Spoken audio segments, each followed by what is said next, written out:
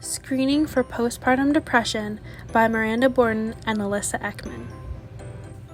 Our capstone project focused around educating nurses in the neonatal intensive care unit about postpartum depression and the resources available to identify and help moms that screen positive for PPD.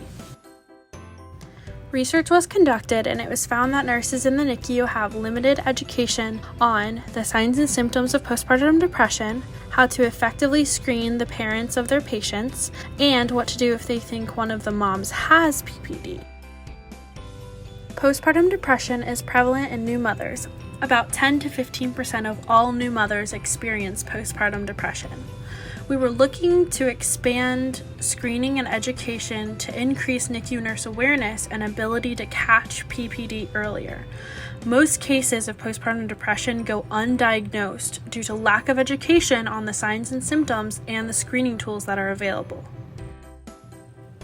Our PICO question developed for this project was, in neonatal intensive care unit nurses, does supplemental education on postpartum depression and screening compared to annual education affect nurses' knowledge of postpartum depression and screening?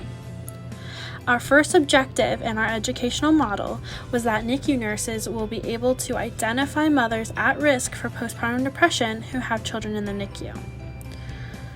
Our second objective was that NICU nurses will be able to identify the appropriate resources after identifying signs of postpartum depression in mothers and their patients.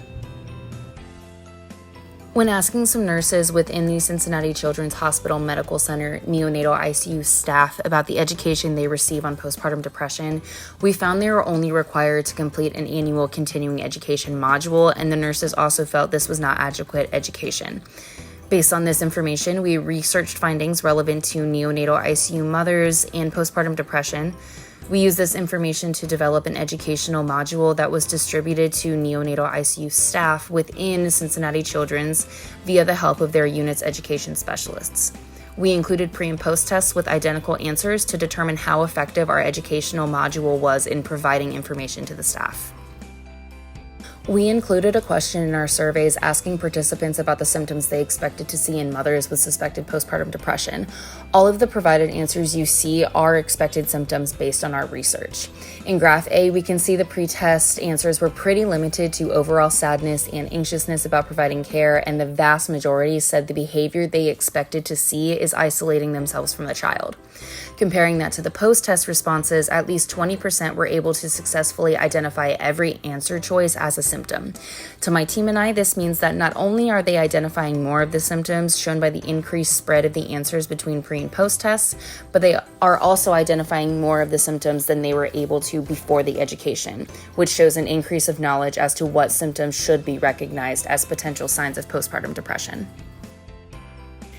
Graph B focuses on screening tools for postpartum depression and how confident the nurses felt using them. The pretest showed a fairly equal split of responses, with 25% responding they feel confident using them and when to use them, 25% saying they know how to use them but not when, 25% saying they only have a basic knowledge, and 25% saying they had no prior knowledge. The post-test showed about 12% still felt they didn't know anything about the screening tools, which to my team and I, that says the education we provided was not adequate enough for some of our population. This is great feedback. It tells us we need to expand on this point in the education module.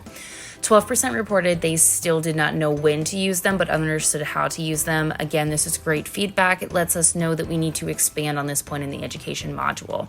However, 60% reported feeling confident using the screening tools and understanding when to best use them, and no one reported having only basic knowledge in the post-test. Because the majority reported confidence after the module, we feel this means that while a percentage did not find the information provided very helpful, those that did gained a significant amount of knowledge. We understand this to mean that we are on the right track with our education, but need to look at expanding on screening tools within the module in order to benefit all of our audience. Graph C visualizes responses to our question asking what kind of resources were available to the nurses. This question targeted the portion of our presentation regarding resources specific to Cincinnati Children's Hospital Medical Center, as the education was provided to the nurses within their neonatal ICU. In the pretest, we see the answers are split 50-50 between referring the mother to a mental specialist or referring them to social work. To my team and I, this means the nurses were much more comfortable sending the mothers to someone else instead of doing even any preliminary interventions on their own first. This delay is important because it allows more time for the condition to worsen rather than the mother beginning the healing process sooner and feeling like someone is on her side. In the post-test, they still chose those options of referrals. However, this time they did include suggesting the mothers join a support group, giving them a pamphlet about postpartum depression, and education and screening tools available for postpartum depression. This shows my team and I an increased understanding of the resources available to them and that they're comfortable using them after reviewing our education. Our sample size was fairly small in the time we had to complete our intervention, so we're interested in continuing to receive some responses in order to develop a better understanding for our findings. However, based on the responses we did receive, it's clear to us that we need to adjust our education module to include more detailed information regarding postpartum depression screening.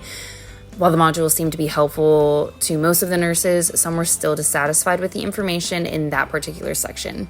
We plan to make these adjustments and then redistribute the module to the nurses and possibly expand our population outside of just the one unit. Here we have provided our references. Thank you for taking the time to view our presentation.